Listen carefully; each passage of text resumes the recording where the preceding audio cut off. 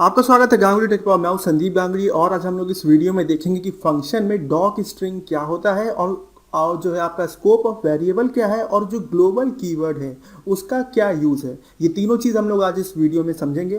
तो सबसे पहले हम लोग डॉक स्ट्रिंग के बारे में बात करते हैं, तो वो क्या होता है। तो यहाँ पर देखिए, मैंने पाइथन आईडीएल में जाके न्यू फाइल क्रिएट किया। उसके अंदर जो है मैंने अपना एक ये वेरिएबल क्रिएट किया, दूसरा एक फंक्शन क्रिएट किया। तो डॉक स्ट्रिंग जो होता है वो आपको फंक्शन के अंदर बनाना होता है और इसका जो फुल फॉर्म है वो डॉक्यूमेंट स्ट्रिंग है। और ये हमको बताता है कि जो फंक्शन है इसकी वर्किंग क्या है और वो कैसे क्रिएट करना हम लोग देखते हैं। तो आप फंक्शन के बॉडी के अंदर आ जाइए। उसके बाद आपको 3 बार जो है ये डबल इन्वर्टेड कॉमा लगाना है और ये 3 बार डबल इन्वर्टेड कॉमा जो हम लोग यूज़ करते हैं ये हम तब करते हैं जब हमको मल्टीपल लाइन ऑफ स्ट्रिंग जो है आपको क्रिएट करना होता है। और ये मैं आपको आपके जो है मैं अपने पहले के वीडियोस में बता चुका हूँ। जैसे आप यहाँ पर देख रहे हैं, हम लोग 3 बार डबल इन्वर्टेड कॉमा लगा रहे हैं, इसी तरीके से 3 बार सिंगल इन्वर्टेड कॉमा लगाकर भी आप मल्टीपल लाइन्स का जो स्ट्रिंग क्रिएट कर सकते हो। लेकिन हम लोग 3 बार डबल इन्वर्टेड कॉमा लगाते हैं। अब यहाँ पर जो आप कुछ टेक्स्ट लिख दीजिए, इस तरीके से कोई भी टेक्स्ट आप लिख दीजिए, वो कुछ भी हो सकता है। अपना इस तरीके से आप टेक्स्ट लिख दीजिए। तो जब आप टेक्स्ट यहाँ पर लिख देंगे तो फिर आप इसको जो है अब जो है आप इसको क्लोज भी करना होगा। तो उसके लिए दोबारा आपको 3 बार जो है डबल इन्वर्टेड कॉमा लगाना। देखिए 3 बार मैंने यहाँ लगाया, 3 बार मैंने यहाँ लगाया। तो इस तरीके से जो है ये जो चीज़ आपने क्रिएट किया इसी को डॉक स्ट्रिंग कहा जाता है। अब मैं को एक चीज़ और आपको बता दूं कि आप देख रहे हैं कि जब हमने इस फंक्शन के अंदर स्ट्रिंग बनाया तो हमने ये जो जब हमने यहाँ से न्यू लाइन लिया तो हमने यहाँ पर जो टैब नहीं दबाया। जबकि इसमें आप देख रहे हैं जब हम ये इस तरह के स्टेटमेंट लिख रहे हैं तो उसमें हम कर रहे हैं। तो जब आप इस तरीके से डॉक स्ट्रिंग बनाते हैं तो उसमें आपको यहाँ पे टैब देने की ज़रूरत नहीं है। ये जो भी आप लिखते हैं वो इसी फंक्शन बॉडी के अंदर आ रहता है। अब नेक्स्ट बात आता है कि इस स्ट्रिंग को अगर आपको एक्सेस करना तो कैसे करेंगे। तो उसके लिए बाहर आ जाइए, मतलब फंक्शन के बॉडी से बाहर आ जाइए। सबसे पहले आपको जो है प्रिंट लिखना होगा, फिर फंक्शन का नाम लिखिए जो कि यहाँ पे मैसेज है। उसके बाद डॉट लगाइए, 2 बार आपको अंडरस्कोर लगाना है। उसके बाद आपको डॉक लिखना है, फिर आपको 2 बार अंडरस्कोर लगाना है। फिर आप जिस फाइल को सेव कर लीजिए, Ctrl+S दबा के F5 दबाइए, प्रोग्राम को रन करिए और ये देखिए आपका आ गया यहाँ पे जो हम लोगों ने मतलब जो आपका ये फंक्शन के अंदर टेक्स्ट लिखा था ये आ गया। तो इसी चीज को जो है डॉक स्ट्रिंग कहा जाता है। इस तरीके से आपको बनाना है फंक्शन के अंदर, इस तरीके से आपको उसे एक्सेस करना है। इसका यूज ये होता है कि आप जैसे कि मान लीजिए कोई फंक्शन क्रिएट कर रहे हैं, ठीक है। तो इसमें आप ये इस स्ट्रिंग में आप ये लिख सकते हैं कि फंक्शन कौन सा ऑपरेशन परफॉर्म कर रहा है। यहाँ पर देखिए मैंने यहाँ पर कुछ भी लिखा नहीं क्योंकि मुझे यहाँ पे केवल आपको एक एग्जाम्पल दिखाना था। यहाँ पर आप कोई मैसेज लिख सकते हैं और कोई चीज लिख सकते हैं, उसको इस तरीके से एक्सेस कर सकते हैं। अब नेक्स्ट बात करते हैं कि स्कोप ऑफ वेरिएबल क्या चीज होता है। देखिए एक हमने वेरिएबल क्रिएट किया है फंक्शन के बाहर जिसका नाम हमने मतलब वेरिएबल का नाम नेम रखा और वैल्यूज में मैंने संदीप सेट कर दी जो कि स्ट्रिंग टाइप की। अब हम इसी वेरिएबल का नाम लेंगे एग्जैक्ट और इसके अंदर हम लोग बनाते हैं सेम वही वेरिएबल क्रिएट करें। तो इसका अपना नेम रख दिया और उसमें हमने कोई वैल्यू स्टोर कर दी, यूट्यूब जैसे मैंने यहाँ डाल दिया।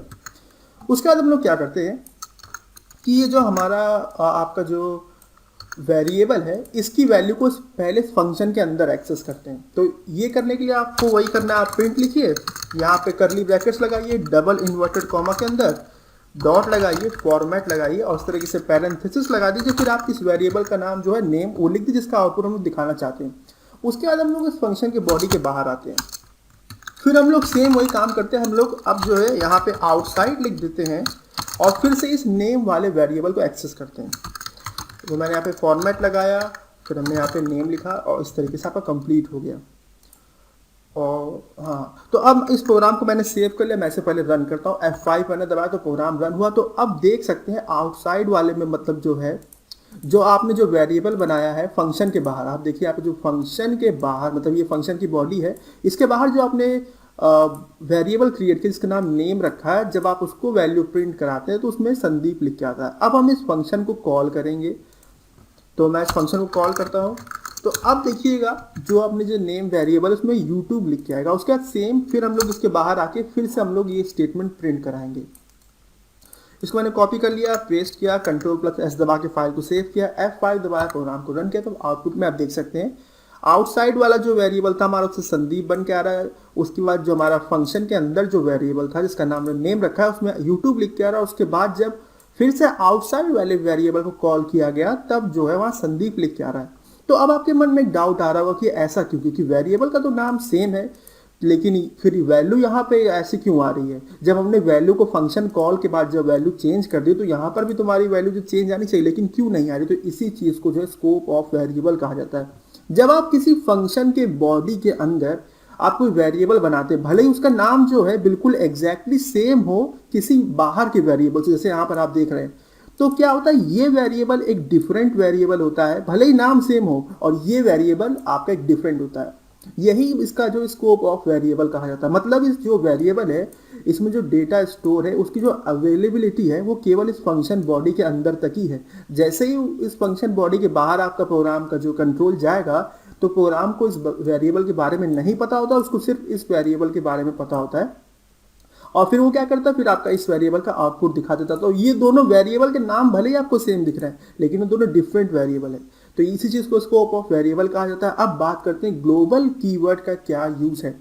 अब मान लीजिए कि हमारे पास, मान लीजिए जो हमने यहाँ पे वेरिएबल बनाया है जो कि हमारा बाहर है फंक्शन से, इसका नाम ये नेम है। अगर हम ये चाहते हैं कि हम इस वेरिएबल की वैल्यू को यहाँ पर मॉडिफाई करें तो हम कैसे करते हैं, और यहाँ पर नाम भी जो है सेम रहेगा, तो उसके लिए आपको ग्लोबल कीवर्ड का यूज करना पड़ता है। सबसे पहले आपको ग्लोबल लिखना है इस तरीके से, फिर स्पेस देना है, फिर जिस वेरिएबल को आप एक्सेस करना चाहते हैं, मतलब आप चाहते हैं कि जिस वेरिएबल जो आपका जो फंक्शन के बाहर क्रिएट हुआ, जैसे कि यहाँ पर है, आप इस वेरिएबल की वैल्यू को आप इस फंक्शन बॉडी के अंदर जो मॉडिफाई करना चाहते हो, तो आप क्या करेंगे, ग्लोबल लिखना है, नेम लिख दीजिए, फिर एंटर दबाइए। और ये जो आप दिख रहे हैं यहाँ पे जब आपने ग्लोबल और नेम लिखा तब आप जो इसको इक्वल टू लगा के इसकी कोई वैल्यू चेंज नहीं कर सकते, इससे एरर जनरेट होगी। तो ये काम आप यहाँ नहीं कर सकते।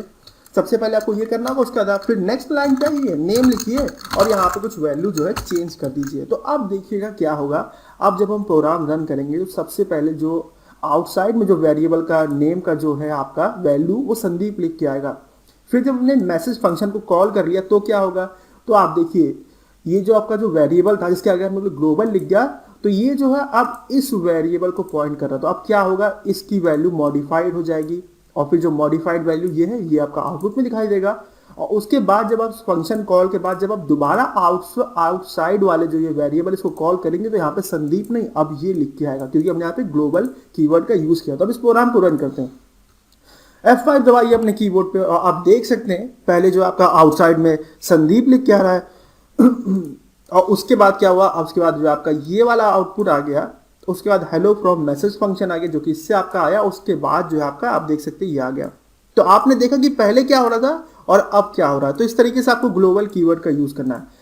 तो अब अगर आपका इस वीडियो से जुड़ा कोई भी डाउट हो तो आप कमेंट सेक्शन में पूछिएगा, और अगर अभी तक आपने मेरा चैनल सब्सक्राइब नहीं किया तो कर लीजिए, जिससे कि सारे फ्यूचर अपडेट्स आप तक पहुंचते रहे। और ये वीडियो देखने के लिए आपका धन्यवाद।